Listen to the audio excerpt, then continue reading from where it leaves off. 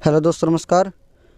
आज की वीडियो में हम देखेंगे एनपीआर और एनआरसी क्या है और इनके बीच बेसिक अंतर क्या है, और इसके एग्जाम्पल के द्वारा हम जानेंगे कि एनपीआर और एनआरसी होता क्या है। तो चलिए शुरू करते हैं अपनी आज की वीडियो। तो सबसे पहले हम देखते हैं एनपीआर। एनपीआर मतलब नेशनल पॉपुलेशन रजिस्टर। एनपीआर जो होता है वो होता है नेशनल पॉपुलेशन रजिस्टर। एनपीआर देश की जनसंख्या का वह रजिस्टर है जो बताता है कि वर्तमान में देश में कितने लोग रह रहे हैं। मतलब वर्तमान जनसंख्या का कि एक देश की सीमा के अंदर फ़िलहाल वर्तमान में कितने लोग रह रहे हैं। जैसे ये अपने भारत का नक्शा हो गया कि किसी समय में इस देश के अंदर कितने व्यक्ति रह रहे हैं। एनपीआर उन सभी लोगों का एक रजिस्टर होता है।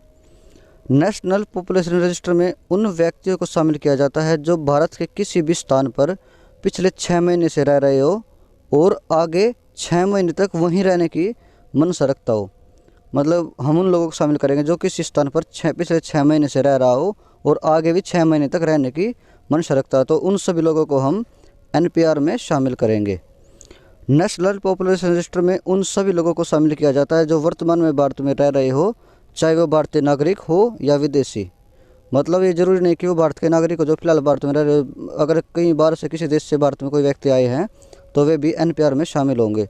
जैसे कोई अमेरिका से आया अपने यहाँ रहने फिलहाल, कोई पाकिस्तान से आया, कोई बांग्लादेश से आया, कोई कहीं से आया है, तो उन सभी व्यक्तियों को शामिल किया जाएगा जो एनपीआर की तिथि को उससे 6 महीने पहले और उससे 6 महीने बाद वहीं रहने की मनसा रखेंगे। उन सभी को हम एनपीआर में शामिल करेंगे।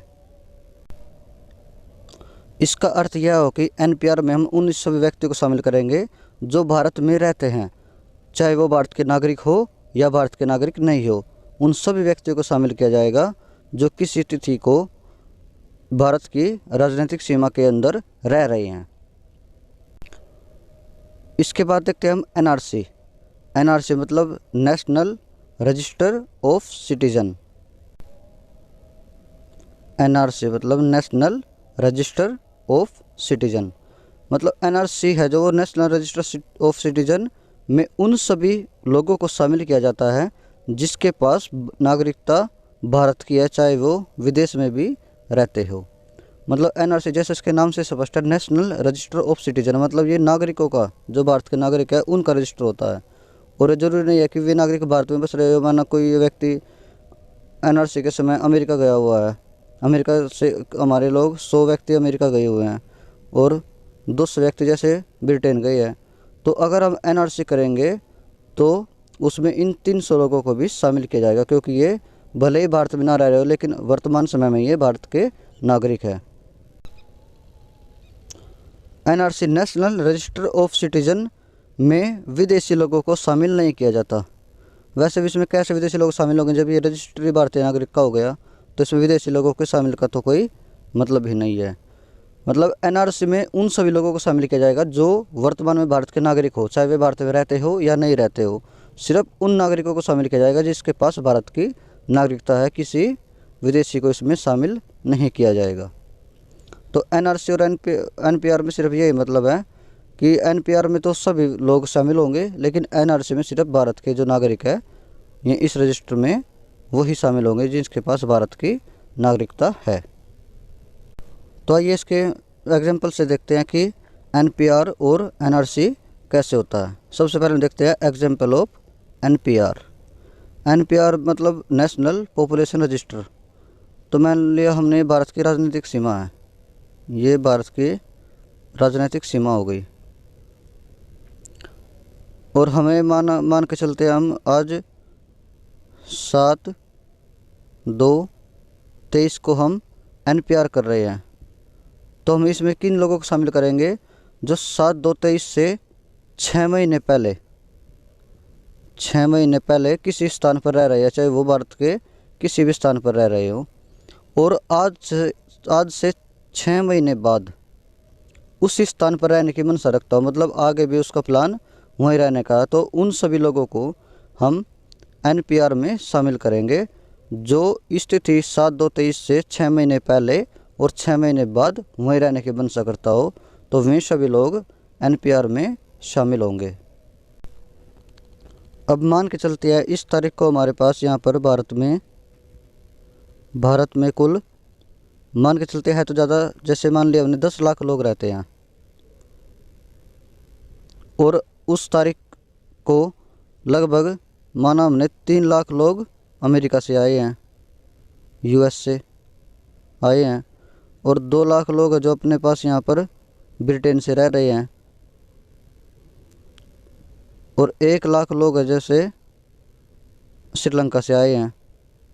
तो जब हम एनपीआर का रजिस्टर तैयार करेंगे तो अपने जो भारत के 10 लाख लोग हैं उनको तो शामिल करेंगे ही, लेकिन इन 10 लाख लोगों में उनको नहीं शामिल करेंगे जो फिलहाल अपने देश में नहीं है, मतलब अपने देश के जो नागरिक है और वे दूसरे देश में गए हुए हैं तो उनको शामिल नहीं करेंगे। सिर्फ उन लोगों को शामिल करेंगे जो अपने भारत की राजनीतिक सीमा के अंदर अपने देश के व्यक्ति है, और ये जो बाहर से आए हुए व्यक्ति, ये जो वर्तमान में भारत में रह रहे हैं किसी भी स्थान पर, इनको शामिल करेंगे।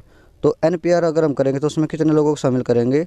10 लाख तो अपने हो गए, 3 लाख यूएस से आए हुए, 2 लाख ब्रिटेन से आए हुए और 1 लाख श्रीलंका से आए हुए। तो एनपीआर में उस समय कितनी जनसंख्या हो गई? 10 और 3 13 और 2 15 और 1 16 लाख।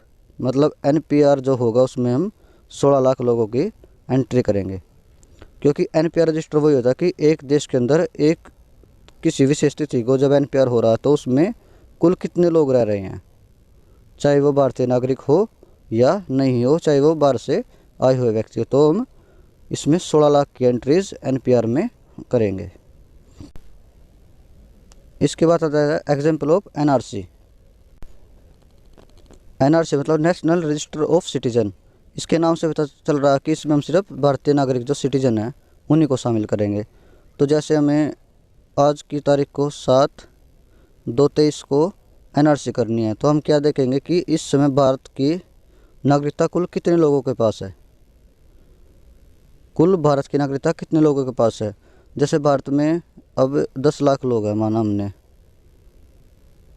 और इन 10 लाख लोगों में 2 लाख हमने विदेशी मान लिए, 2 लाख हो गए विदेशी।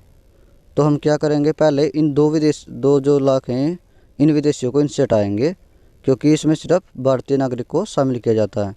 तो कुल कितनी जनसंख्या हो गई अपने पास? 8 लाख। तो 10 लाख में से हमने 2 लाख तो हटा दिए, तो ये रह गए 8 लाख। और अब माना हमने जैसे अपने भारतीय नागरिक और वो किसी विदेश में गए, जैसे यहाँ पर चाइना में गए हैं, यहाँ से पाकिस्तान में गए, यहाँ अफ़गानिस्तान में गए, माना हमने टोटल 4 लाख हमारे जो नागरिक है वो बाहर गए हैं, तो उन नागरिक को भी हम इसमें शामिल करेंगे। तो ये 8 + 4 हो गए 12 लाख। मतलब एनआरसी में सभी लोगों को शामिल करेंगे जिसके पास भारत की नागरिकता, चाहे वो भारत में रह रहे हो चाहे नहीं रह रहे हो। इसमें विदेशी व्यक्तियों को शामिल नहीं किया जाता। तो इसका सीधा सा अर्थ है कि हम एनआरसी में उन लोगों को शामिल करेंगे जिसके पास सिर्फ भारत की नागरिकता हो। अब हम आसानी से जान गए होंगे कि एनपीआर और एनआरसी में क्या अंतर होता है, और एनपीआर और एनआरसी में किन लोगों को शामिल किया जाता है।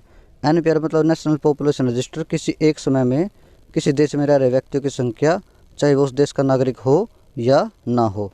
एनआरसी मतलब किसी एक समय में उस लोगों के उन व्यक्तियों की संख्या जिसके पास उस देश की नागरिकता हो।